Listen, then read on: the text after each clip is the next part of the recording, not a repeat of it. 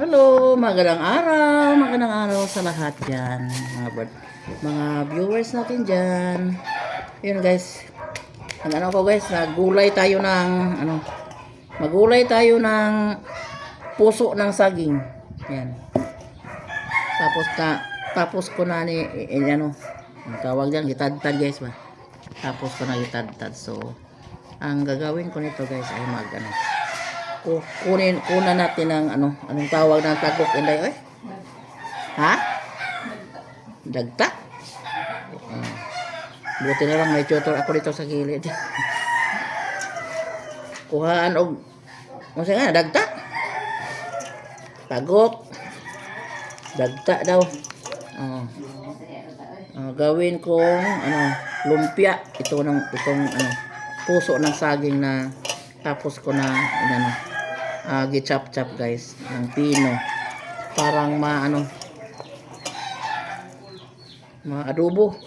Unahin ko na adobo muna bago ibalot sa ating lumpia wrapper. Yan, instead na gulay, sari-saring gulay. So mayroon tayo ditong puso ng saging. So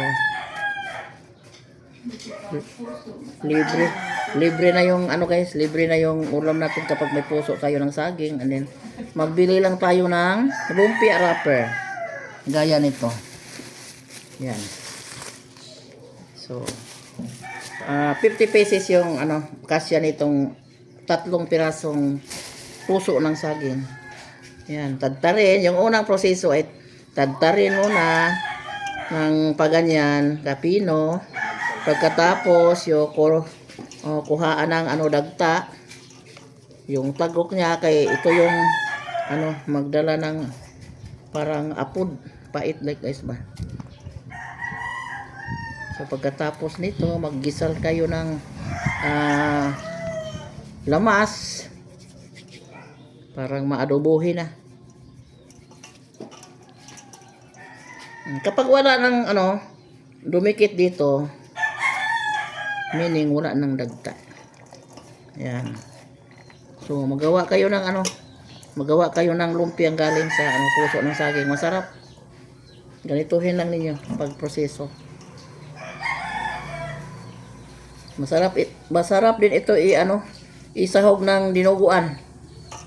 Yung mga bituka ng baboy, masarap din ito ihalo. Mayroon pang dumikit. Kapag wala na dumikit ito guys, so pwede na itong adobohin. Yan. Ganun lang guys ba. Patuyok-tuyok lang sa pag mayroon kayong kung wala kayong ganitong stick ng niyog, yung barbecue stick pwede. At least may stick nga ganun anong tawag din, matuyok-tuyok guys ba. Meron pa. Hindi pa nawala ng dagta. Ganito, pag wala nang dumikit dito, so pwede na ito gisalon, hugasan at saka gisalon tayo ng lamas. Ito lang yung ating sahog sa ating. Wala nang ibang sahog guys. Gawin na itong lumpia. Puso ng saging. Yan, nandito na yung ating adobo puso ng saging na gawin natin lumpia. So files na ito guys. Hindi lang masyado natin lulutuin kasi pa natin yun. Ibalot pa natin yun sa lumpia wrapper at saka balikan natin pag luto. Basta lang guys, yan, tikim kayo ng parang crispy na guys ba. Hindi ito hinaluan ng tubig, yung lang niya, tuyo yung inano natin dyan para palambot ng konti. Palamigin mo natin guys at saka natin balutin. Ayan, magsimula na tayo maghimay sa ating lumpia wrapper. Parang ready na tayo sa pagbalot guys kasi tanghaling tapat na mali guys. Hindi ko na namalayan yung oras na mag alas 12. Mag alas 12 na dahil hapit niya wa pa ko kapakaon sa mga kuan. Hindi pa nakakain yung mga kasama ko guys. So hintay-hintay lang kayo dyan kasi madali ra itong lulutuin yung pagkatapos ng magbalot nito. So iprito na kaagad sa kaha guys yung nabalot natin.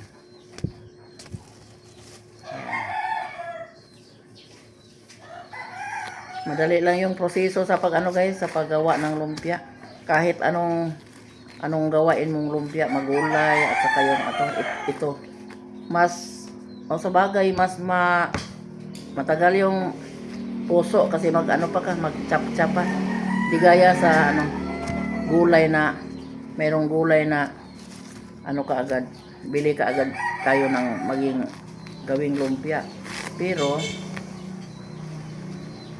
yung sa puso ng saging ay medyo matagal-tagal kunti kay tadtaron pa man guys ba. Ganito lang pala yung paggawa. Pagkatapos ito kainan na. Nasa na ba yung kutsara? Kasi magmamadali na tayo kasi udto na. Ganito lang. Dahil pang ulam lang natin, pwede dagko-dagkoon guys ba? Roll lang ng roll.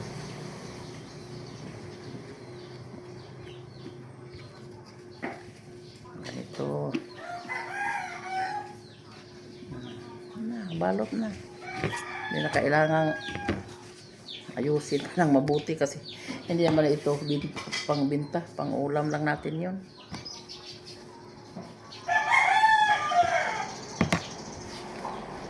Mayroon na namang bintaan sa restaurant. Lumpia, gulay na lumpiang puso ng saging.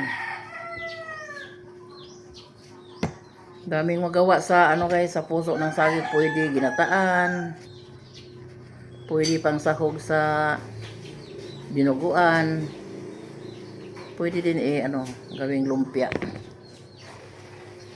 Yan.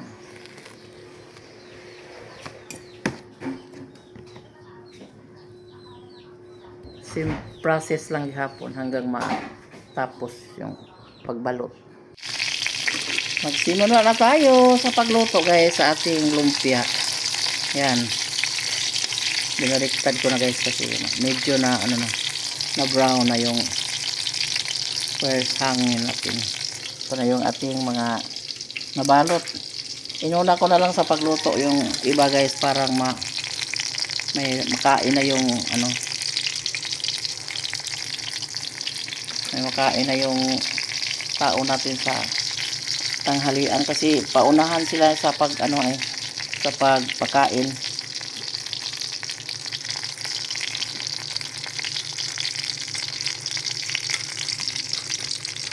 Crispy. Basta init pa guys, crispy yung lumpia, basta init pa.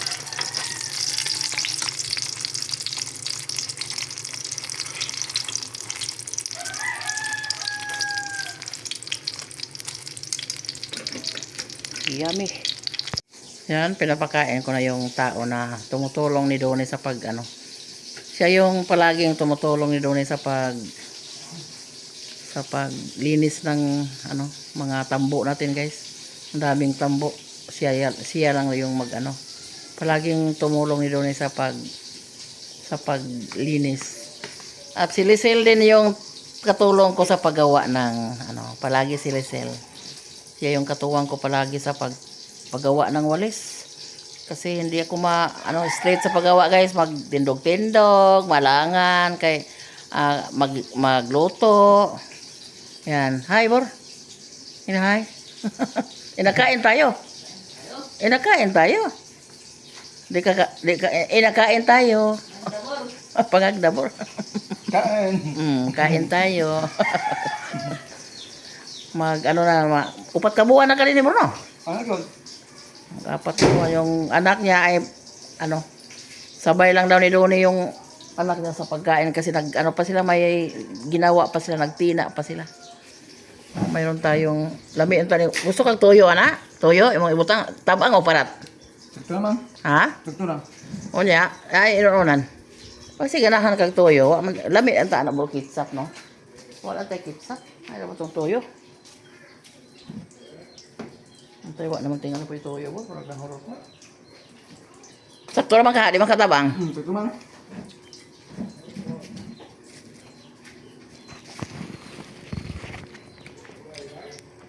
Yan, ito na yung anak ni Boer.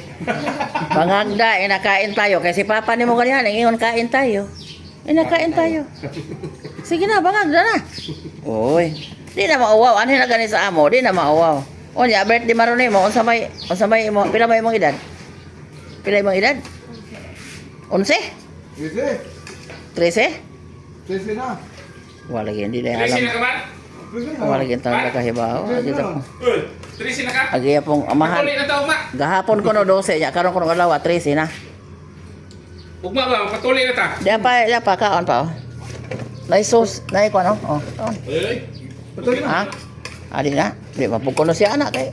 Di mo sa mukha og. Ito na ito lang. Wa pa kay tuloy ba? Wala. Ina lang wag patuloy na ka kay kuyugan kang iyon. Tuloy ka. Doktor.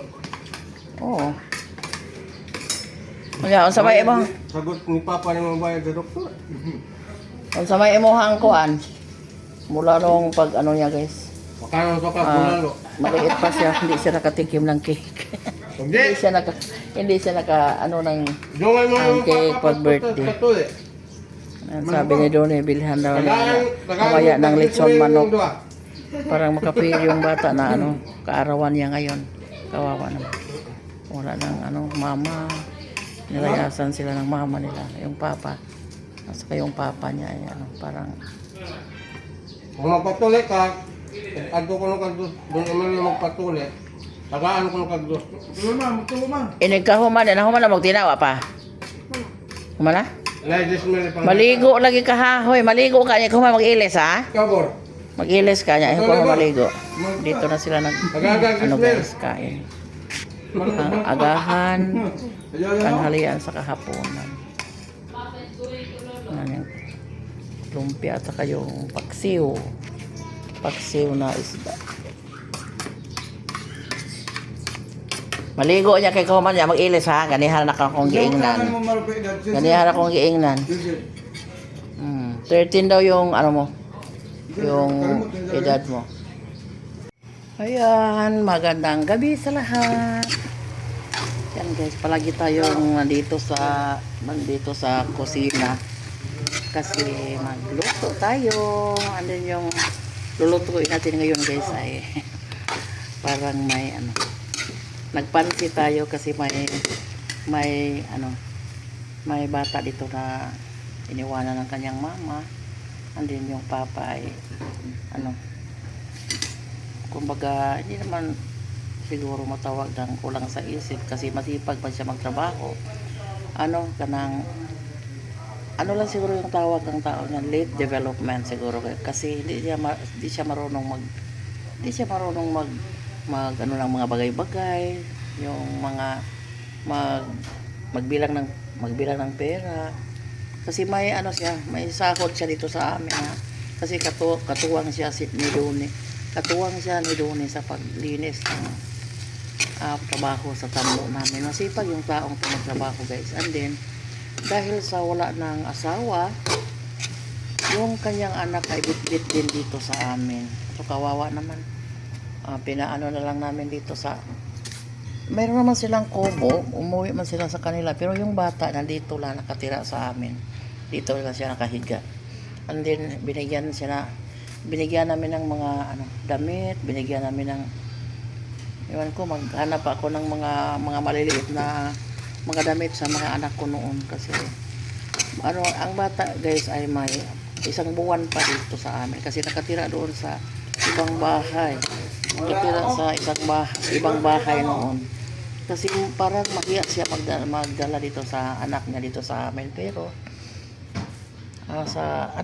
dinala na din niya dito kasi pinaano namin pinadala namin kasi palaboy-laboy lang yung bata sa ibang bahay. Sa kanyang mga pinsan, pero hindi naman nang maayos. So parang sabi namin parang hindi mapariwara yung bata. So dalhin mo na lang dito sa amin, parang makakain ng anong tawag dyan, makakain ng makakain sa saktong oras. Kahit ano lang yung makain namin. Pareha naman kami lahat dito. Hindi man ako tulad ng iba na i-separate yung kain nila. So nanawa kami sa kanila dahil birthday niya ngayon. Sabi ng papa niya, di alam ng bata kung ilang taon siya. Pero yung papa, may alam kasi noong una, mayroon pa yung kasawa niya. Naalaala niya na birthday pala sa bata ngayong July 9. July 9. So, ayan. Pinagluto ko siya ng pansit at binilihan din ni Donnie ng litson manok isa para ma-feel niya na birthday daw niya. Hindi daw niya na-feel kung yung nag-birthday siya noon, hindi niya na-feel na mag-birthday siya dahil hindi siya pinaghandaan. Yung mama niya ay nagtana ng ibang laki. So kawawa naman yung mga taong to. So nawa kami sa kanila. Dito na lang sila sa amin. Parang makakain sila ng maayos.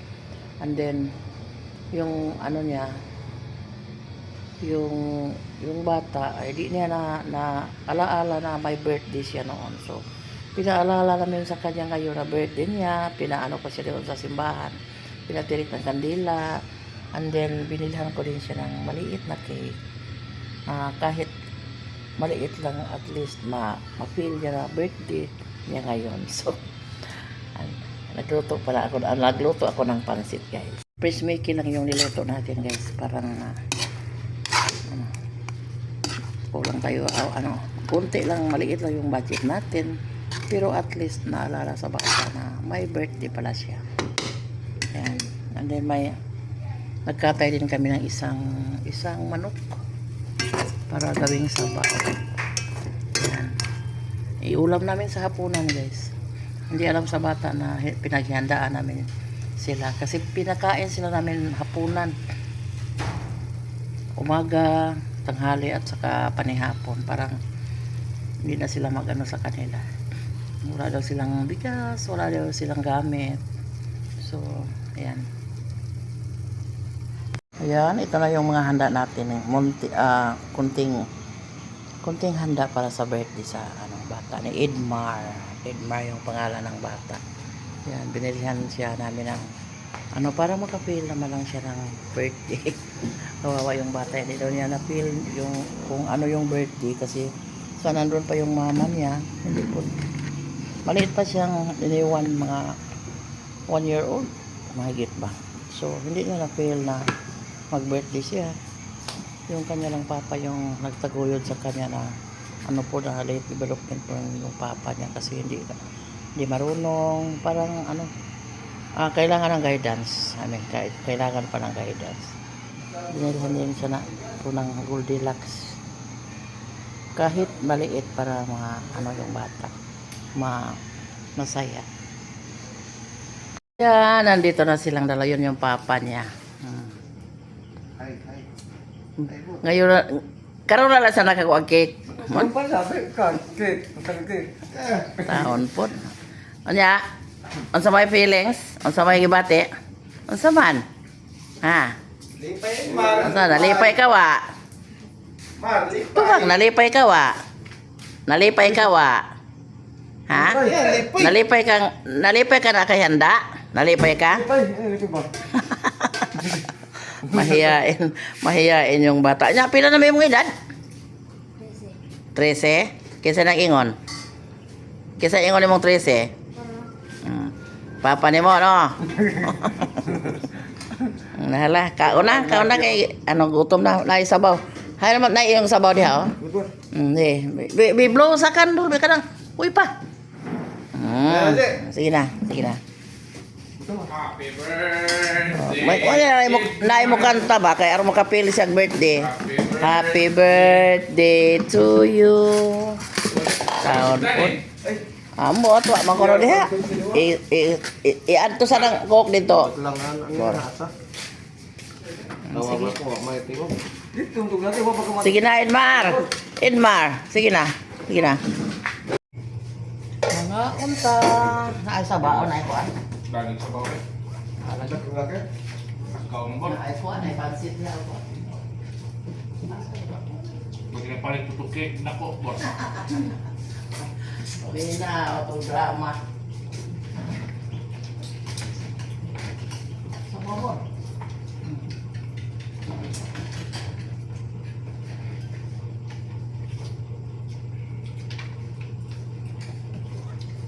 Yan mo nung kapaya, sino man?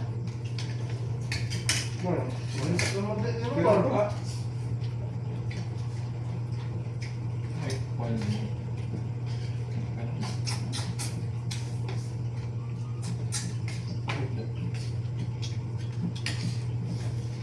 Kapan ng lugat na sa raw. Yung mga lugat. Buk mo na. Ano ba?